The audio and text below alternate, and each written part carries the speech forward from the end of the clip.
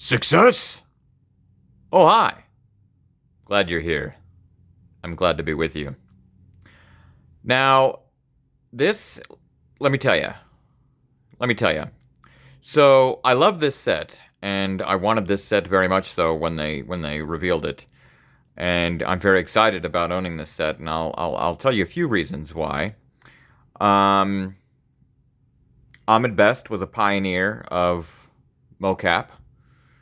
There would be no Gollum, there would be no Thanos, there would be no nothing without Ahmed Best. I remember getting to see him at the very first Star Wars Celebration back in 1999. Star Wars Episode 1 is one of my two favorite Star Wars films, if not my favorite Star Wars film.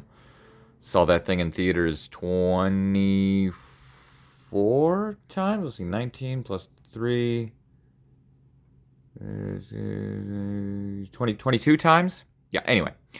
Um, but a couple of years ago, well, first of all, back when that, what was it? Jedi Temple Challenge, I think? It was that little game show with kids, and it was kind of like Legends of the Hidden Temple, but, yeah, it was Star Wars.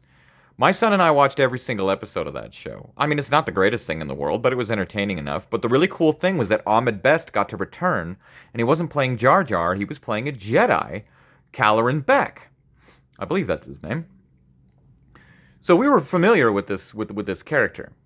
Now, a couple of years ago, before that last season of Mandalorian, which I really enjoyed, debuted at all, Ahmed Best was at our local Comic-Con.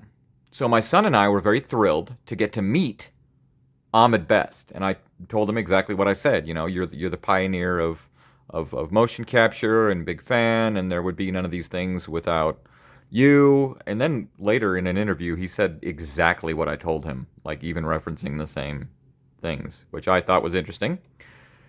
Perhaps a coincidence, perhaps he hears that all the time, or perhaps I, inspired him to be like, hey, he's right. Anyway, meeting him was really, really awesome. My son wanted to ask him to do the Jar Jar voice, but I'm like, let's not be rude. He probably gets that all the time, and he's probably, sick about hearing about Jar Jar. He's done other things.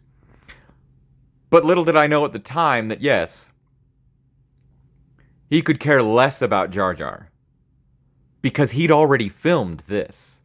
And in retrospect, I could see the gleam in his eye. Like, we're all excited to meet him, and we all keep bringing up Jar Jar because some of us Star Wars fans are really awesome, and we love all Star Wars because it's all Star Wars, and we don't take any of it seriously. We don't nitpick about stuff and say, yeah, except for those last couple of TV shows, but that's neither here nor there. But I could see in his face and in his eye that he was really excited about something that we didn't know yet. So when this episode of The Mandalorian premiered, spoilers, what is that, season 3? 4? I don't know. Anyway, that last season of Mandalorian finally revealed how Grogu escaped the Jedi Temple and who rescued him.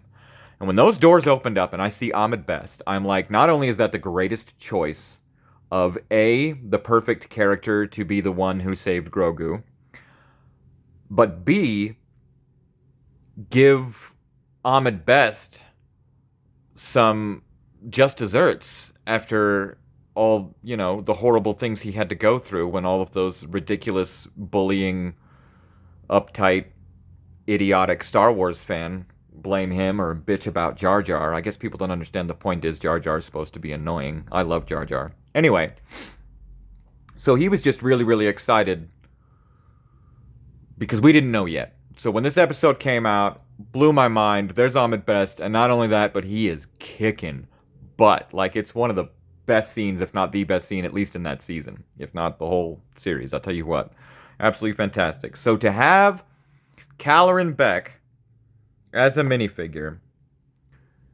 because sure, I've got plenty of Jar Jar minifigures, but this is Ahmed Best, and he looks terrific. Sorry, he looks terrific. I love. Okay, come on. Focus. Sorry.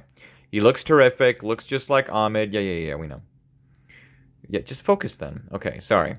So this is a fantastic minifig. You can even see, look at that, the little gold on his outfit there.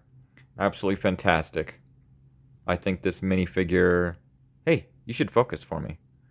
Maybe I should get a real camera. Yeah, you can even see it on the back there. So this is just a beautifully detailed minifigure with a wonderful likeness of Ahmed Best.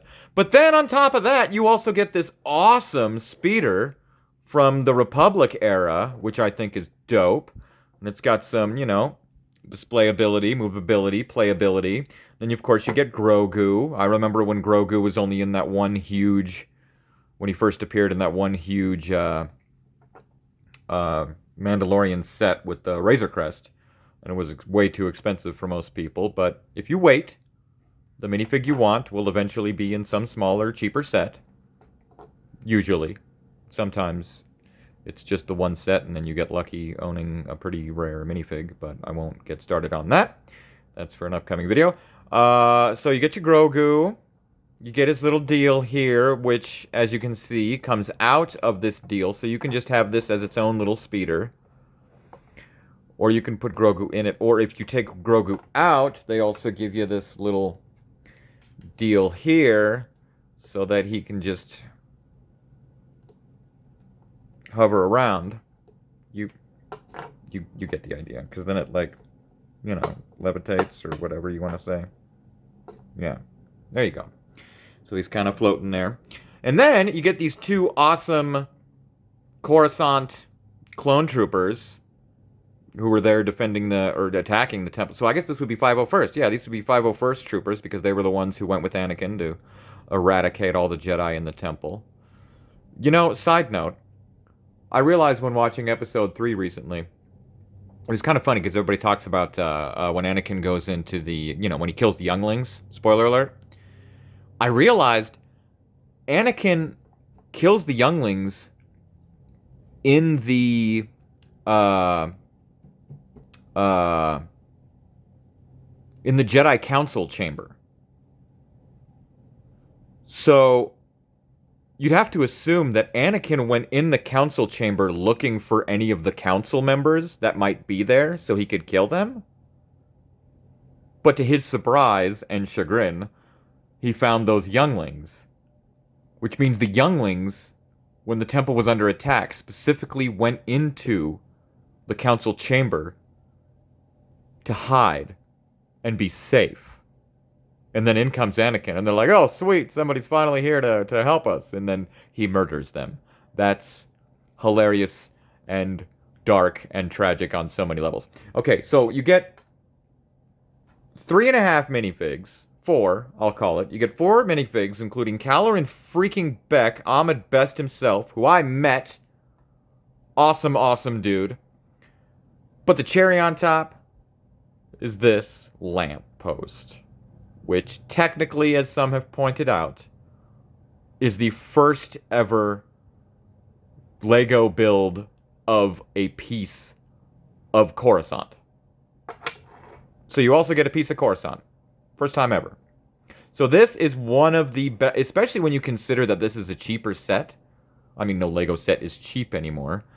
But you're getting this exclusive minifig. I can't imagine what other set he'll ever come in the future. This might actually be one that, this might end up being the only set we ever get this character. So this could go up in value quite a bit in recent years. Or in future, soon. Anyway. So absolutely phenomenal. You get all these minifigs. You get this wicked speed.